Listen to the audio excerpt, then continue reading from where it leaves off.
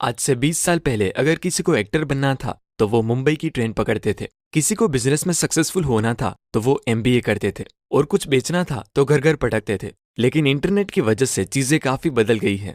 अब YouTube, Instagram, Facebook और Twitter सिर्फ सोशल मीडिया प्लेटफॉर्म नहीं रहे, लेकिन इन्फ्लुएंसर्स के लिए बैंक बन गए हैं।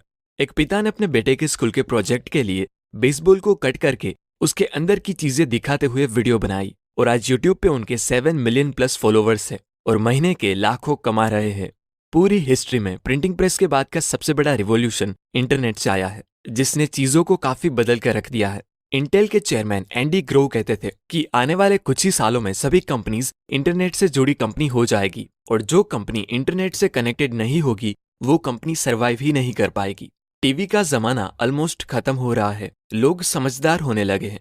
लोग आज टीवी एड देख के चीजें खरीदने की बजाय इंटरनेट पे रिव्यूज देखते हैं, थोड़ा रिसर्च करते हैं और अपने फेवरेट इन्फ्लुएंसर ने रेकमेंड की हुई चीजें खरीदते हैं। मतलब आज हर एक इन्फ्लुएंसर खुद एक ब्रांड बन गया है। इसलिए आज मैं एरिक जॉर्गेनसन की book the अल्मनाक of Naval Ravikant से कुछ ऐसी बातें शेयर करने वाला हूँ जिससे आप समझ पाओगे कि रियल वेल्थ क्या होती है, कैसे आने वाले टाइम में चीजें बेचने का पावर बड़ी बड़ी कंपनीज से शिफ्ट होकर इन्फ्लुएंसर के पास आ जाएगा, कैसे आप अकेले ही यूट्यूब, इंस्टाग्राम जैसे सोशल मीडिया प्लेटफॉर्म की हेल्प से एक ऐसा बिजनेस बिल्ड कर सकते हो जो हर महीने आपको लाखों रुपए कमा कर दे। अभी कुछ ही दिनों पहले मैंने एक फोटो देखा था जिसमें लिखा था कि बिजनेसमैन वो होता है जो $1 में केले खरीदता है और $2 में उसे बेच देता है, मतलब प्रॉफिट $1। एंटरप्रेन्योर वो होता है जो $1 में केले खरीदता है, उस पर थोड़ा इनोवेशन करके मतलब केले का जूस बना के $10 में बेचता है। लेकिन एक इन्फ्लुएंसर वो होता है जो $1 में केले खरीदता है, उस पर रिसर्च करके केले की न्यूट्रिशन वैल्यू बताता है, केले खाने के फायदे समझाता है, केले की रेसिपीज के वीडियोस बनाता है, मतलब केले की A to Z कुंडली निकाल के इंटरनेट पे लोगों को अवेयर करता है और सालों साल हजारों डॉलर कमाता है। प्रॉफिट आप ही कैलकुलेट कर लीजिए। लेकिन ये सब तभी हो पाता है जब आपका पर्पस और नियत साफ हो। पेटागोनिया एक ऐसी क्लोथिंग कंपनी है जो बड़ी होने की बजाय बेहतर होने में बिलीव करती है। समझाता हूँ कैसे। क्लोथिंग कंपनी होने के नाते उनको अपनी प्रोडक्ट बनाने में कुछ ऐसे केमिकल्स और मटेरियल्स का यूज करना पड़ता है जिससे एनवायरनमेंट डैमेज होता है। तो उन्होंने अपना यह मिशन बना लिया कि प्रोडक्ट मैन्युफैक्चरिंग से लेकर प्रोडक्ट डिस्ट्रीब्यूशन तक के सभी काम एनवायरनमेंट कॉन्शियस होकर ही किए जाएंगे। 2011 में पेटागोनिया ने लोगों के एक्सेसिव कंज्यूमरिज्म को कम करने के लिए एक कैंपेन चलाया था, डोंट बाय दिस जैकेट नाम का। उनका एम था कि लोग चीजें खरीदे उससे पहले 2 बार सोचे। वो मानते हैं कि भले ही हम ऑर्गेनिक और रिसाइकल्ड मटेरियल का यूज करके क्लॉथ्स बनाते हैं, लेकिन फिर भी इस मैन्युफैक्चरिंग प्रोसेस से एनवायरमेंटल प्रॉब्लम होती है। और अगर आप इस कपड़ों को कुछ सालों तक नहीं पहनने वाले या आप कपड़े डोनेट नहीं करते तो प्लीज हमारी प्रोडक्ट मत खरीदिए, क्योंकि हमारी प्रोडक्ट कुछ इस तरह से डिजाइन की गई है कि वो लाइफ टाइम चले। इस एथिक और ट्रांसपेरेंसी से कस्टमर्स के बीच उनकी ब्रांड लॉयल्टी इतनी बढ़ी कि लोग उनके $900 के जैकेट्स यानी कि 65,000 का सिर्फ एक जैकेट भी शान से खरीदने लगे। 82 ईयर ओल्ड पेटागोनिया के फाउंडर युवान चोइनार्ड कहते हैं कि ये कैंपेन कोई स्ट्रैटेजी नहीं पर हमारा पर्पस है। और जब से हमने कंपनी के प्रॉफिट और ग्रोथ को साइड पे रख के अपने पर्पस पे फोकस किया है, तब से कस्टमर्स और पैसे की कोई कमी नहीं है।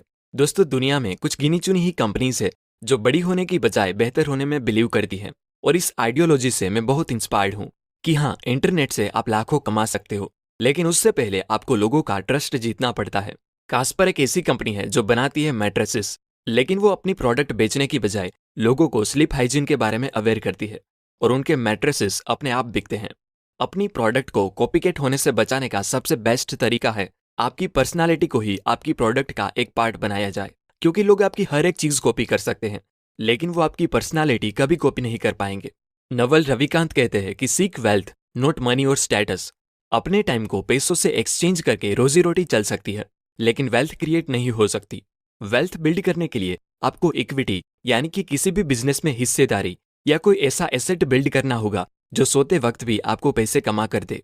दोस्तों, दुनिया के किसी भी काम में 2 चीजें इन्वॉल्व होती हैं, रिस्क और रिवॉर्ड, और ज्यादातर केसेस में इन दोनों का रिलेशन इक्वल का होता है, यानी कि high risk high reward and low risk low reward, जिसे कहते हैं सिमेट्रिक अपॉर्चुनिटी। लेकिन जिस अपॉर्चुनिटी में रिस्क के कंपैरिजन में रिवॉर्ड बहुत ज्यादा हो उसे कहते हैं एसिमेट्रिक अपॉर्चुनिटी।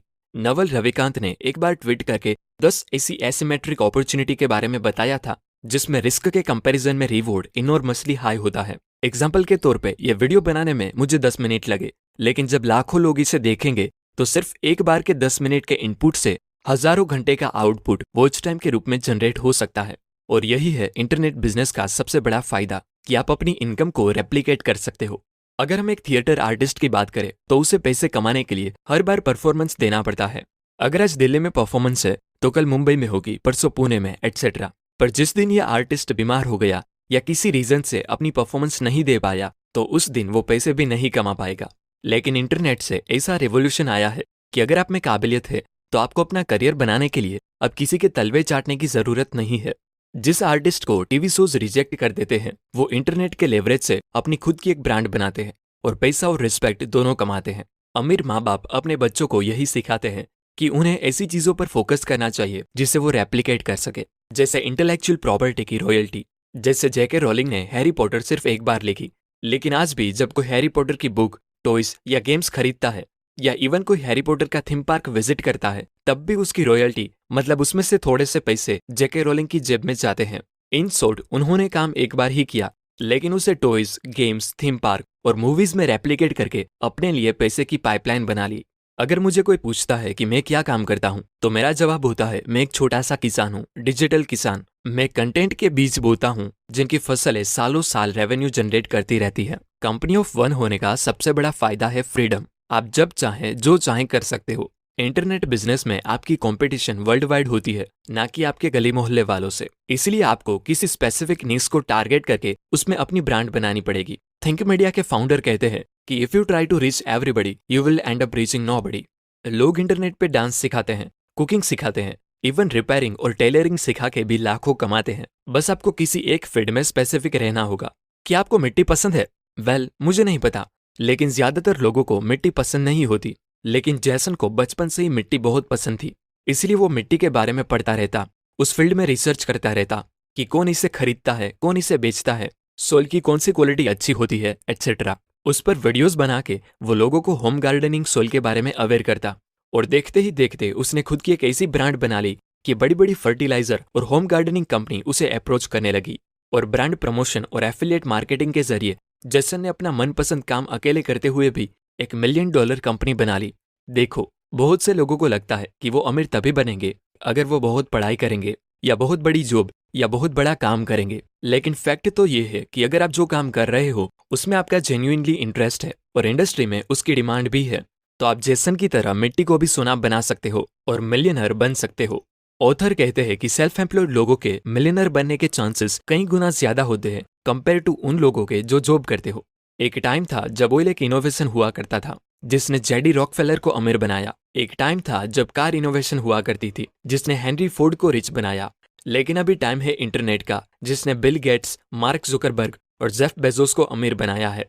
ये मेरा एक छोटा सा प्रयास था आप लोगों को ये बताने का कि आने वाले टाइम पे लोग बड़े बड़े मेगा कॉर्पोरेशन से ज्यादा भरोसा कंपनी ऑफ वन यानी कि जेन्युइन इन्फ्लुएंसर्स पे करेंगे, जो सिर्फ प्रोडक्ट बेचने की बजाय लोगों को सिखाए। और उस ट्रस्ट और लॉयल्टी की वजह से लोग सामने से आकर आपको कहेंगे कि ये लो हमारा पैसा और लाओ अपनी प्रोडक्ट। आपका इंटरेस्ट चाहे जिस भी फील्ड में हो, पर मैं मानता हूं कि आप एक ब्रांड हो। यकीन नहीं होता कोई बात नहीं, पर जिस दिन ये रियलाइज हो उस दिन मुझे याद करना। धन्यवाद।